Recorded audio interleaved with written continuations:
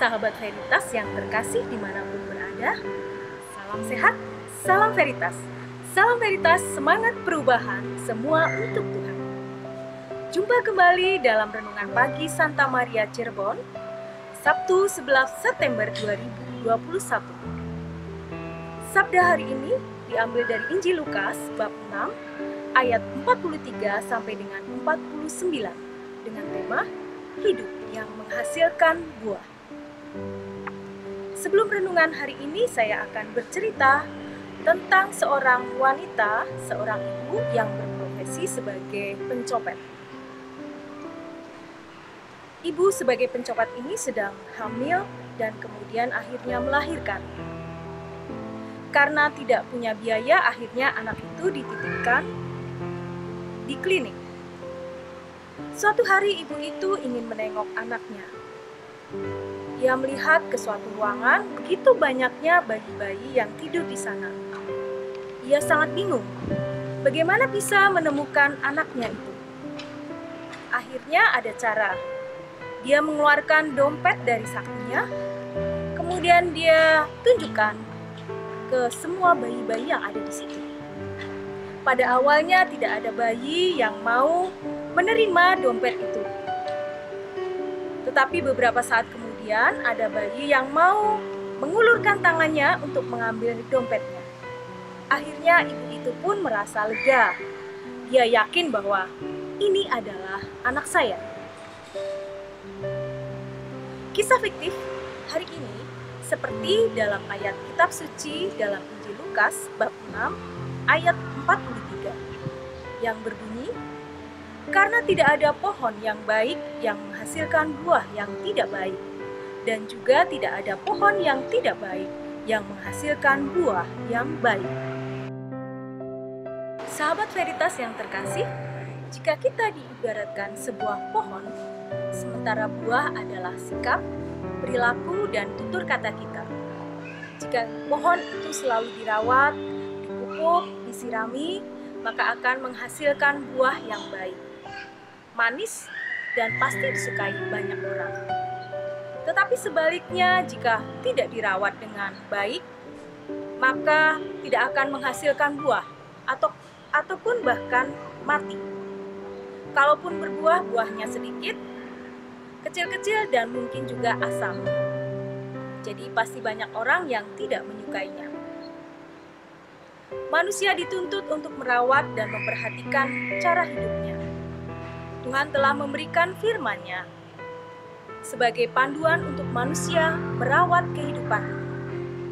Dengan membaca dan menerapkan firman Tuhan setiap hari, manusia akan dapat menghasilkan buah kehidupan yang baik, sesuai dengan pertobatan, yaitu perilaku yang sesuai dengan firman Tuhan. Mari kita perhatikan gambar pohon berikut. Kalau kita lihat pada gambar ini, itu adalah gambar apa? Ada yang tahu? Pasti tahu. Mengapa? Karena ada buah-buah, ya, yaitu buah mangga. Jadi pohon itu berbuah mangga yang sangat lebat. Sebaliknya kita lihat pada gambar yang kedua. Adakah yang tahu pohon apakah itu? Kalau dari bentuknya seperti pohon beringin. Pohonnya begitu lebat, daunnya begitu lebat. Tapi apakah tahu itu pohon apa? Tidak. Mengapa? Karena tidak ada buah yang tampak di sana. Kalau kita tidak mengenal ciri-ciri dari sebuah pohon mangga, mungkin kita tidak tahu bahwa itu adalah pohon mangga. Sahabat Veritas, manakah lebih mudah mengenali jenis buah dari pohonnya atau dari buahnya? Tentu saja kita akan menjawab dari buahnya. Ketika kita melewati sebuah pohon, kita bisa tidak mengenali pohon apa itu. Tetapi ketika kita melihat buah dari pohon itu, kita baru mengenali buah apa itu. Jadi tidak mungkin pohon mangga berbuah mengkudu seperti pada tampak gambar berikut. Itu terjadi di Bojonegoro. Ya, mungkin itu ingin terkenal, ya. Tidak juga seperti syair dalam sebuah lagu Buru Rimpi Peso 5, mungkin Bapak Ibu ada yang Lihat sahabat Veritas yang sudah pernah dengar, kurang lebih begini lagunya. Di alam nyata, apa yang terjadi? Buah semangka berdaun sirih. Aku begini, engkau begitu, sama saja. Ini adalah syair sebuah kiasan yang menggambarkan adanya ketidaksesuaian sikap antara dua pihak. Tentu dalam keadaan hidup nyata, kita tidak akan pernah menjumpai pohon sirih berbuah semangka atau pohon mangga berbuah mengkudu. Karena setiap pohon pasti akan menghasilkan buah sesuai dengan namanya. Ya, setiap pohon akan dikenal dari buahnya. Itulah Yesus ditegaskan dalam salah satu pengajarannya dalam ayat 44. Sebab setiap pohon dikenal pada buahnya. Karena dari semak duri orang tidak memetik buah ara, dan dari duri-duri tidak memetik buah anggur. Saudara Veritas, mengapa setiap orang yang percaya harus menghasilkan buah?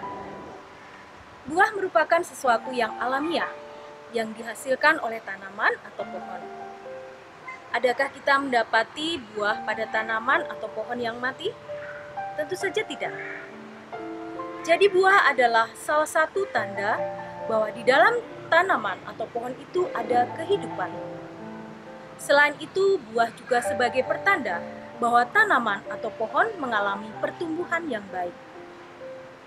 Dengan contoh pohon dan buahnya, Tuhan Yesus menekankan bahwa dari orang baik dengan hati yang baik akan keluar barang yang baik, seperti pada ayat 45 dikatakan, orang yang baik mengeluarkan barang yang baik dari perbendaharaan hatinya yang baik, dan orang yang jahat mengeluarkan barang yang jahat dari perbendaharaan hatinya yang jahat.